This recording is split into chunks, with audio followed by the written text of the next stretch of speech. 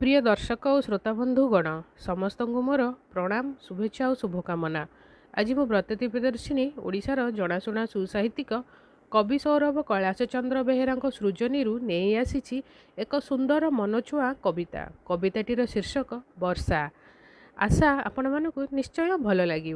कविताटी शुणी सारा निजस्व मतामत देवाक आदौ भूलिबे नाही। जय जगन्नाथ। वर्षा। रिमझिम सुर रे गीत गाई प्रतिवर्ष आसे वर्षा। गत वर्ष आसीथिला एबे भी आसीछि बादलर ओढ़ना टाणी। आसुथाए वर्षा राणी।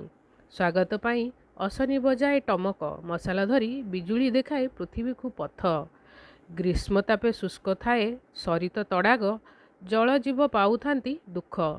वृक्षराजी जीर्णशीर्ण देहे छाड़ुथांती उत्तप्त निश्वास। तृण बिना चंदा दिशुताए विस्तीर्ण प्रांतर। झंझाघाते घर्मसिक्त देह हेउथाए डहल विकल। पथप्रांत तप्त धूलिपूर्ण मुक्तपादे न हुई चाली। धरित्रीर नम्र निवेदने वर्षा जेबे दान करे शीतल सलील। पुरी उठे नदी पुष्करिणी वृक्षलता शोभा पाए सबुज पत्रे। नव दुर्बादल हसी उठे विस्तीर्ण प्रांतरे। किंतु घन घन बसा जदि दिवारात्रि हुए जीवगण पाआंती संताप। केते जीवजंतु भासी जाती बन्या स्रोतरे।